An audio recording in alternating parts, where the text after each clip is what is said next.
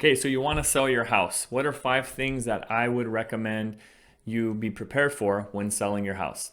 Stay tuned to find out.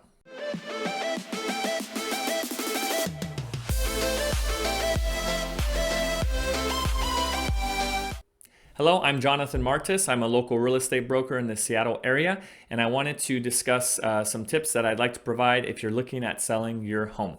Number 1, declutter your house before listing it for sale. This is something I would recommend as an agent to a client, and also if you already have an agent, they would say the same. But declutter. A lot of times when I'm touring homes or previewing a house that someone wants to sell, there's things everywhere, which is fine because you're living in the house. That's no problem. But when it comes time to having it listed on the market and for photos and for people to tour it, you want it to be free of too much clutter. Less is more because it allows the space to be opened up so that buyers can feel as though the house is larger. And the house is actually larger, it just seems smaller when there's things everywhere.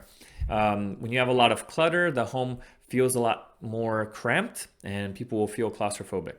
So definitely declutter the house, and even for the counters, you don't need a lot of things on the kitchen counters, just a few items, and it'll make the space appear much bigger compared to before. Number 2, landscaping. Landscaping is very underestimated by people. They think it's not a big deal, but actually makes a huge difference. And if you don't have proper landscaping done to the home, it will make the home appear as though it hasn't been taken care of.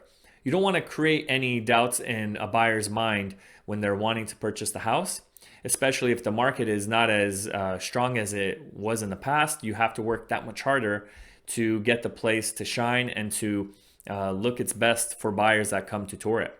And even before they come to actually tour the home, you want them to see the photos online, and so that it will make them want to come toward the home.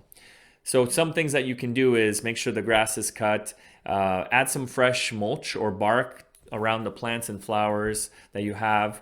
And if you don't have any flowers, definitely try to plant some because it brings color and just makes it look so much nicer compared to just having dirt. So those things will definitely help, and they usually don't cost too much money. If you don't have grass somewhere, sod can get pricey, but if it's just patchy in some areas, there's different products you can buy at home improvement stores where you can add the soil and the seeds will come through, and it'll fertilize that area. So preparing a little in advance for a few weeks before it goes live helps. So that's what I'd recommend for number 2, landscaping. Number 3, repairs. If there's any repairs that you've been putting off and haven't finished or taken care of yet, now is the time to do so before the house goes on the market.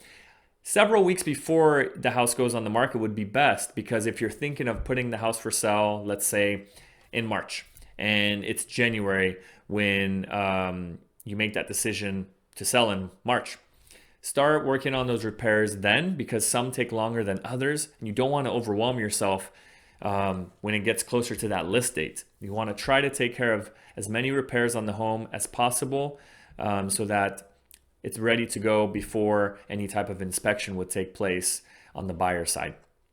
Some repairs, for example, that are major that buyers will be concerned about are roof issues, furnace issues or AC unit, and anything with plumbing or electrical. Anything related to safety or potential leaks through the roof, major damage items, those are what buyers are concerned about. So definitely try to get those fixed. If you have condensation between the windows, there might be a broken seal somewhere. Try to get that taken care of before the house gets listed, because you'll see condensation there and buyers will think it's a major problem when maybe it's just a broken seal, which doesn't affect how the window actually secures the home and provides that insulation. It's just kind of more of an eyesore. But try to take care of those things if you can. It'll help make the process go much smoother.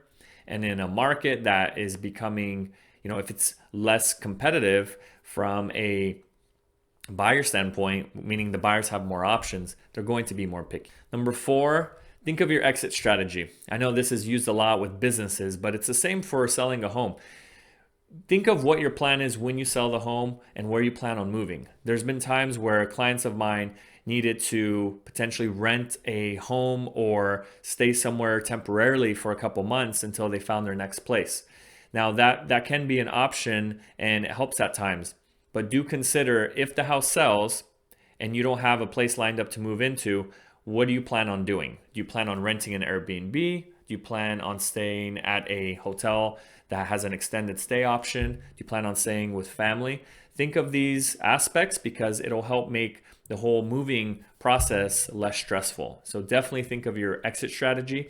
The earlier the better, and make sure that that's something that you put into place so that you can avoid any additional stress when it's time to sell. Number 5, showings. Something that a lot of sellers don't realize is showings can be stressful.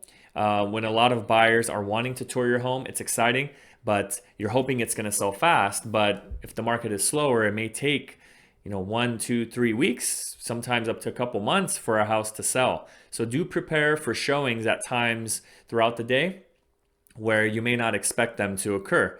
Be available and flexible so that you can get as many buyers through the door as possible.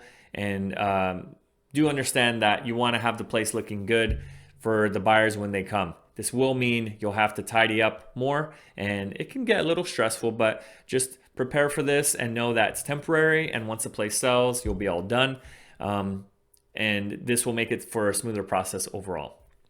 I hope these things were helpful if you're thinking of selling your home. If you are looking for a real estate agent to help you with getting your place sold, I'll be happy to help out, and my information is shown below.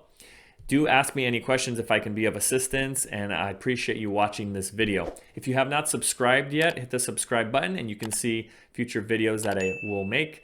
And also, if you enjoyed this content, please hit the like button. Thank you so much, and I'll see you on the next one.